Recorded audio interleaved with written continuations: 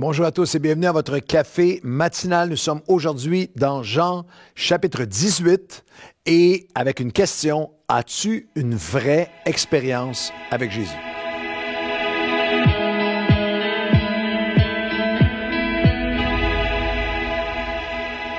Bienvenue à votre café matinal dans Jean chapitre 18. Notre thème, as-tu une vraie expérience avec Jésus? Vous savez, moi je voyage beaucoup. Au fil des années, dans les derniers 10-15 ans, j'ai minimum 10 fois, 12 fois, 15 fois, je prends l'avion par année. Alors, j'ai passé beaucoup de temps dans des avions. Et qui dit passer beaucoup de temps dans des avions et des aéroports, des avions, mais dans des appareils à travers le monde, entre 40 et 50 pays, peut-être même autour de 50 pays visités. Alors, j'ai vécu plein de fois d'être dans un avion qui traverse une tempête. Alors, il y a de la pluie, il y a le tonnerre, les éclairs, la pluie, perturbation, des turbulences, des baisses là, de pression, où tout le monde, plusieurs fois même dans des moments un peu plus, même encore plus chauds, les gens pleuraient dans l'avion, où est-ce qu'on était tous en position parce qu'on va faire un atterrissage difficile. J'ai vécu tout ça et en plus, je nommerai aucune compagnie d'aviation, mais il y en a que lorsque tu fais des vols à l'intérieur de certains continents et certaines nations, ça te garde en prière. Mais la chose qui est rassurante, pour moi, ce qui est rassurant, c'est lorsque je cherche toujours à voir qui est le pilote. C'est une possibilité de le voir avant d'entrer ou de te voir entrer. J'aime voir entrer un pilote avec les cheveux gris ou les cheveux blancs qui a l'air d'avoir des kilomètres, qui a l'air d'avoir du minage, qui a des air miles derrière la cravate. Et je me souviens une fois, j'avais entendu un pilote, c'est son copilote qui a dit, je veux que vous sachiez aujourd'hui, bonjour mesdames et messieurs, je veux que vous sachiez aujourd'hui que notre commandant a 25 ans de service. Et moi, dans ce temps-là, c'est comme, OK, on a quelqu'un qui a de l'expérience. Je ne sais pas si vous êtes comme moi, et je souhaite la bienvenue à tous ceux qui sont des nouveaux pilotes. Je suis heureux pour vous. Mais quand je suis dans une tempête, je ne veux pas entendre le pilote dire, bonjour mesdames et messieurs, je suis extrêmement excité, c'est mon premier vol. La différence, c'est l'expérience. Et dans Jean chapitre 18, c'est l'expérience entre j'ai lu tout ce que j'avais à lire sur le pilotage, j'ai passé les examens par écrit théorique, mais j'ai pas d'expérience. Dans Jean chapitre 18, Jésus est devant Pilate. Et il va dire quelque chose à Pilate qui est assez... Il comparait devant Pilate. Et au verset 33 et 34 de Jean 18, Pilate rentra dans le prétoire et appela Jésus et lui dit, « Es-tu le roi des Juifs? » Et Jésus lui répondit, « Est-ce de toi-même que tu dis cela, ou d'autres te l'ont-ils dit avant moi? » Ce que Jésus est en train de demander à Pilate, il demande à toi et moi aujourd'hui. Est-ce que tu fais simplement répéter des choses à propos de Jésus que tu as entendues, ou est-ce que tu as une vraie expérience avec Jésus? Est-ce que tu as une vraie expérience avec lui? Je ne suis pas très fort, moi, sur les jeux de mots, mais avec Pilate ici et mon intro de pilote, je vous poserai la question, quelle sorte de pilote es-tu? Es-tu avec expérience ou juste t'as entendu et tu répètes? Tu es capable de parler de Dieu de manière générale, tu as entendu les prédications, tu as une certaine connaissance, tu as grandi là-dedans, tu aimes la louange, mais est-ce que tu as une vraie expérience avec Jésus? Et c'est important parce que, et c'est fascinant parce que dans Jean 18, il y a un éventail d'exemples. Il y a plusieurs différents personnages, différents niveaux d'expérience, différentes sortes de personnes qui sont en contact avec Jésus, comme nous aujourd'hui, qui sont en contact avec Jésus, mais avec de bien différents niveaux d'expérience avec Jésus. Et la Bible est comme un miroir. Alors qu'on va lire Jean chapitre 18 aujourd'hui, regardez ces différents types de personnes en contact avec Jésus, mais est-ce qu'ils ont vraiment... Quel est leur niveau d'expérience avec Jésus? Je vous rappelle les paroles de Jacques, chapitre 1, où il dit, mettez en pratique la parole. Ne vous bornez pas à l'écouter. Pilate entendait, répétait ce qu'il avait entendu, mais il n'avait pas d'expérience.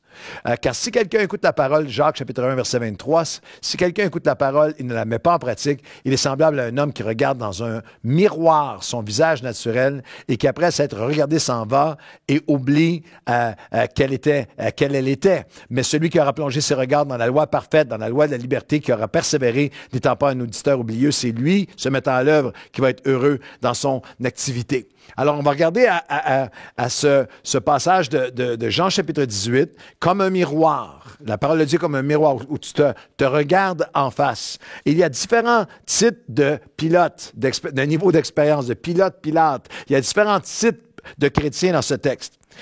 Et qui reflètent encore l'expérience de certains ou le manque d'expérience avec Dieu, de seulement répéter ce que tu as entendu, mais ne pas avoir une vraie relation avec Jésus, reflète l'expérience de plusieurs aujourd'hui encore. Dans Jean 18, il y a ceux qui suivent Jésus pour leur profit, pour ce que Jésus, seulement pour ce que Jésus peut leur apporter. Dans Jean 18, chapitre 1, on nous dit de Judas, qui est dans le verset 1, lorsqu'il lui dit ces choses, Jésus alla avec les disciples de l'autre côté du torrent de Cédron, où se trouvait dans un jardin dans lequel entra, lui et ses disciples, Judas qui le livrait. Judas qui était en train de le vendre pour une poignée d'or. Judas qui était là pour son profit. Judas qu'un autre des évangiles nous dit prenait dans la caisse pour qu'est-ce que lui pouvait en tirer. Judas qui le livrait connaissait ce lieu parce que Jésus et ses disciples y étaient souvent réunis. Ça représente des gens qui connaissent le lieu où les disciples se réunissent. Peut-être qu'ils fréquentent l'Église sporadiquement, entendent la parole, connaissent le lieu où Jésus et ses disciples se réunissent, mais ils sont là en fait, pour qu'est-ce que Jésus peut leur donner. C'est une relation très superficielle avec Christ. Il y a un moment dans les évangiles où Jésus a nourri les multitudes et après il a dit, si vous voulez me suivre, vous devez mourir vous-même et me suivre. Et il parle de son salut, d'abandonner notre vie à Christ, une vie d'obéissance. Et les foules se mettent à quitter parce que l'évangile de Jean nous dit, il le suivait pour les pains et les poissons. Il le suivait seulement pour ce que Dieu... Est-ce que tu suis Jésus seulement pour ce qu'il peut pour toi? Je vais poser une autre question. Est-ce que tu sers Jésus? Est-ce que tu mets tes talents au service de Dieu pour un salaire, pour une paix, pour ce que ça te donne? Est-ce que tu es venu à Christ? Est-ce que ta relation avec l'Évangile, c'est que tu crois que Dieu va te faire prospérer seulement pour ce qu'il peut te donner? Ou es-tu quelqu'un qui a une relation avec lui? Je marche avec lui parce que je l'aime, parce qu'il a donné sa vie pour moi, parce qu'il m'a sauvé, il m'a pardonné et je veux lui obéir, je veux le glorifier. Ma vie est en Christ, Christ est en moi. D'éternité en éternité, il avait pensé à moi et a pourvu à mon salut. Je vais vivre avec lui à cette vie sur la terre. Je veux le glorifier parce qu'après ça, je vais être dans l'éternité avec lui. Premier niveau, il y a ceux qui suivent Jésus, qui existent encore aujourd'hui, pour leur profit seulement, pour seulement ce qu'ils peuvent en tirer. Il y a ceux aussi qui le limitent et le réduisent, comme si Jésus était une victime impuissante. Versets 3 à 7, on approche là de la crucifixion dans Jean chapitre 18. Et au verset 3, Judas donc, ayant pris la cohorte et les huissiers qu'envoyèrent les pharisiens, les sacrificateurs et les pharisiens, vint avec eux, avec des lanternes, des flambeaux et des armes. Verset 4 de Jean 18.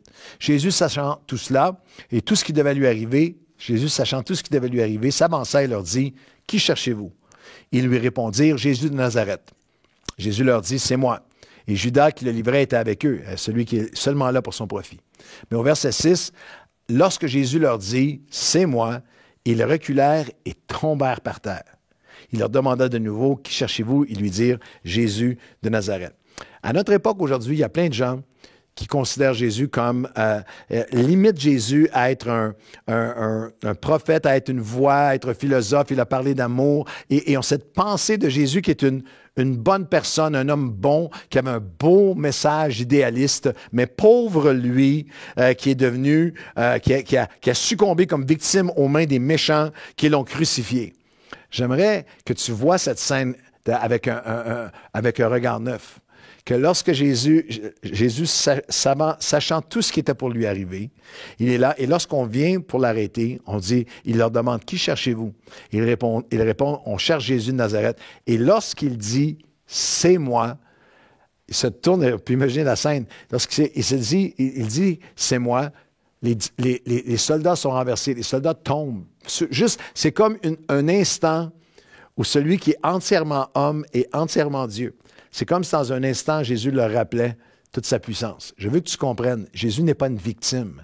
Il savait ce qui l'attendait. Il était en contrôle parfait à travers tout le processus de crucifixion, de sa mort jusqu'à son dernier souffle. Il s'offrait volontairement à n'importe quel moment. Il aurait pu descendre de la croix. À n'importe quel moment, toute la puissance du ciel, ces soldats n'avaient aucun pouvoir sur lui. Pilate, Hérode et tous les autres, aucun pouvoir. Ceux qui l'ont crucifié n'avaient aucun pouvoir sur lui qu'il n'a pas abandonné de lui-même par amour pour toi et pour moi. Alors, il y a ceux qui le limitent et le réduisent comme s'il était une victime impuissante. Il ne l'est pas. Il est en parfait contrôle. Il est le Dieu Tout-Puissant. Il est ton Seigneur, ton Sauveur. Il est mort et ressuscité pour toi. Il a tout contrôle. Il avait contrôle à ce moment-là et il est maintenant assis à la droite du Père en contrôle parfait sur toutes choses. Le troisième groupe qu'on retrouve dans Jean 18, en réponse à la question « As-tu une vraie expérience avec Jésus? » Le troisième groupe sont ceux qui agissent comme si, ça c'est toi et moi parfois, qui agissons comme si Jésus avait besoin de notre aide, comme s'il était mal pris, comme s'il avait perdu le contrôle puis il faut absolument que j'intervienne. Et on le voit à travers Simon-Pierre dans Jean chapitre 18 et au verset 10, lorsqu'ils viennent pour son arrestation, Simon-Pierre qui avait une épée, la tira, frappa le serviteur du souverain sacrificateur et lui coupa l'oreille droite. Ce serviteur s'appelait Malchus. Et au verset 14 de Jean 18, Jésus lui dit à Pierre, « Remets ton épée dans le fourreau, ne boirai-je pas la coupe que mon Père m'a donnée à boire? » Jésus est en parfait contrôle. Et Pierre, lorsqu'il voit l'arrestation, sort son épée comme Jésus a besoin de mon aide. Sauve-toi, Jésus, je vais faire diversion. Je ne sais pas ce qu'était son plan. Je ne pense pas que c'était très réfléchi. Je pense que c'est très impulsif. Mais et en plus, pensez-y un instant, je ne crois pas que l'apôtre Pierre avait comme intention primordiale de lui couper une oreille. Je crois qu'il avait l'intention de frapper d'une façon qui va avoir mal d'un bord et chius de l'autre, qui était pour essayer de faire une espèce de plan d'évasion et a manqué son coup, a juste coupé l'oreille. Et Jésus, la Bible nous dit, « Hey, j'ai une coupe à boire, c'est la volonté de mon Père et va même guérir Malchus. » Le point est celui-ci. L'apôtre Pierre était dans cette position où il croyait qu'il devait aider Dieu. Que Jésus était hors de contrôle. Et je veux te dire à toi aujourd'hui, dans ta situation, le Seigneur veut t'amener à un endroit d'expérience avec lui où tu comprends que tu n'as pas à prendre la situation dans tes propres mains. Tu n'as pas à paniquer et à essayer de faire ce que tu crois que Dieu ne fait pas. Tu n'as pas à essayer de tes propres forces d'accomplir le royaume de Dieu. Dieu n'a pas besoin de ton intervention. Dieu n'est pas à aucun moment de ta vie, Dieu n'est en perte de contrôle de la situation. Comme Jésus a dit à Pierre, je vais boire la coupe de l'accomplissement de ma volonté sur la terre complètement, parfaitement. C'est conclu à la croix avec lui qui dit, tout est accompli. Tételestai en grec, tout a été accompli. Je veux que tu saches qu'il est maintenant assis à la droite du Père et en ce moment, il y a quelque chose dans ta vie qui te semble hors de ton contrôle. Relâche-le à Dieu. Remets-le, ton futur, ton présent, ton avenir, des guérisons de ton passé, une relation, tes questions, la prière sans réponse, remets-la à Dieu. Il est en parfait contrôle. Et sa joie est que tu grandisses dans l'expérience. Pas seulement la théorie, j'ai entendu dire que Dieu était fidèle, j'ai entendu dire qu'il est en contrôle, j'ai entendu dire comme Pilate. Est-ce que tu as seulement entendu ça ou est-ce que tu l'as expérimenté? J'aimerais te dire que la joie du Père, la joie du Seigneur Jésus, le Père, le Fils et le Saint-Esprit. Mais la joie de Jésus est de nous voir grandir à chaque jour, chaque saison de nos vies, dans une confiance de plus en plus totale, de plus en plus abandonnée entre ses mains, qu'il est en contrôle. Il n'a pas besoin de mon aide. Et je veux le servir de tout mon cœur, mais c'est lui qui tient le contrôle de toutes choses. Alors, as-tu une vraie expérience avec Jésus? Dans Jean 18, il y a ceux qui suivent Jésus pour leur profit. Il y a ceux qui le limitent et le réduisent comme s'ils étaient une victime impuissante. Et il y a ceux qui pensent qu'il a perdu le contrôle. Et il y a ceux qui ont besoin, je termine avec cette pensée, dans Jean 18, il y a ceux qui ont besoin d'une révélation élargie, agrandie, approfondie de sa grâce et de son pardon. Dans Jean chapitre 18, nous avons Simon-Pierre dans Jean chapitre 18 et au verset 15 qui est dans la cour. Et là, l'arrestation a eu lieu. Et au verset 16, Pierre resta dehors près de la porte. L'autre disciple qui était connu du souverain sacrificateur sortit, parla à la portière et fit entrer Pierre. Alors la servante, la portière dit à Pierre, « Toi aussi, n'étais-tu pas des disciples de cet homme? » Et il dit, « Je ne le suis point. » Les serviteurs, les huissiers qui étaient là avaient allumé un brasier car il faisait froid, ils se chauffaient et Pierre se tenait avec eux et se chauffait. Et si vous faites un collage des évangiles à plusieurs reprises, une portière ici, une servante, qui vont dire, hey, on reconnaît que tu étais avec lui, tu as le même langage que lui, tu es un Galiléen. Lui va dire, et Pierre va par peur, va renier le Seigneur à un point où il va même se mettre, la Bible nous dit, à faire des imprécations. Il va se mettre à blasphémer pour prouver qu'il n'était pas avec Jésus. Et ça, c'est Pierre qui, le chapitre auparavant, lors du dernier souper, a dit, si tous les autres te trahissent, moi, je suis prêt à mourir pour toi. Et là, et un des moments les plus dramatiques dans la vie de Pierre, c'est ce moment où il va le déclarer pour une autre fois. Il est là, se chauffer les mains dans Jean 18 au verset 25. Pierre était là, il se chauffait et on lui dit, toi aussi, n'es-tu pas un de ses disciples? Il dit, non, je ne le suis pas. Il le nia, il dit, non, je ne le suis pas. Et un des serviteurs du souverain sacrificateur et parent de celui à qui Pierre avait coupé l'oreille dit, ne t'ai-je pas vu avec lui dans le jardin? Pierre le nia de nouveau et aussitôt le coq chanta. Alors, il y a ce moment dramatique. Et un des évangiles nous dit que lorsque Jésus avait dit, le coq ne chantera pas 3 fois que tu vas m'avoir renié. Jamais, Seigneur, je suis prêt à mourir pour toi. Et là, il le renie. Le coq va chanter. Et un des évangiles qui nous dit que lorsque Pierre a renié le Seigneur, il y a une telle culpabilisation qui est venue sur lui qu'à chaque fois qu'il s'est mis à pleurer amèrement, et à chaque fois qu'il pensait, il pleurait. Et pour lui, tout est fini. Tout est terminé. Il est retourné dans la suite à ses bateaux. Pour lui, tout est terminé. Mais il avait besoin d'expérimenter une révélation plus grande, une révélation agrandie, approfondie, élargie de la grâce de Jésus. Parce que dans Luc chapitre 22, la même scène, voici ce que Luc ajoute, au verset 31-32. Le Seigneur dit, Simon, Simon, Satan vous a réclamé pour vous cribler comme le froment, pour vous faucher comme les blés.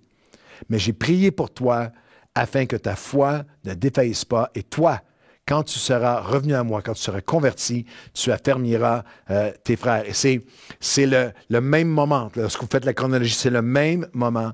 Et ce qui est absolument extraordinaire, c'est qu'alors que Pierre se vantait qu'il ne le renierait jamais, mais que Jésus, dans un moment prophétique, il voit qu'il va le renier, qu'il va pleurer, qu'il va blasphémer, que le coq va chanter, mais il le voit aussi déjà 50 jours plus tard, le jour de la Pentecôte, lorsqu'il va être pardonné, être restauré et qu'il va annoncer l'Évangile et que l'Église du Nouveau Testament, l'Église chrétienne qui touche encore la terre entière, va naître sous le ministère, sous la parole que Pierre va lui donner. Satan a désiré te faucher, mais j'ai prié pour toi et de l'autre côté de ta chute, de l'autre côté de ton échec, de l'autre côté de tes peurs, de l'autre côté de ce que tu crois être définitif et que je ne peux pas me relever de ça, je ne peux pas continuer à servir Dieu. Les plans que Dieu avait pour moi sont anéantis. Le Seigneur dit non, tu as besoin d'une révélation nouvelle et fraîche de ma grâce dans ta vie, de mon pardon, que j'ai toujours un plan. J'ai toujours un plan, j'ai toujours un pardon, j'ai toujours une grâce. C'est significatif, mon ami, que l'Église chrétienne est née avec le message de l'apôtre Pierre de celui qui avait peut-être fait la pire trahison, qui avait renié de la pire façon, qui avait été à ses propres yeux et aux yeux de ceux qui l'entouraient le pire échec. C'est l'espoir pour toi, c'est l'espoir pour moi, c'est la confiance pour toi et pour moi. Alors aujourd'hui, permets-moi de prier avec toi dans ces derniers instants de ce café matinal et de te poser la question, as-tu une vraie expérience avec Jésus? Es-tu comme Pilate, celui qui a entendu beaucoup de choses, qui peut les répéter, qui peut les chanter, qui peut les répéter, qui peut en parler, mais tu ne l'as pas expérimenté pour vrai à l'intérieur? Alors aujourd'hui, Seigneur, nous venons devant toi. Nous ne voulons pas être de ceux qui te suivent seulement pour ce que tu peux nous donner. Nous disons comme l'apôtre Pierre, lorsque les foules qui voulaient juste les pains et les poissons ont commencé à quitter, Jésus a dit, est-ce que vous allez me quitter aussi? Et les disciples leur disaient, Seigneur, à quel autre irions-nous qu'à toi? C'est toi qui as les paroles de la vie éternelle. Alors Seigneur, nous ne voulons pas être de ceux qui te suivent pour ce que tu peux nous donner seulement.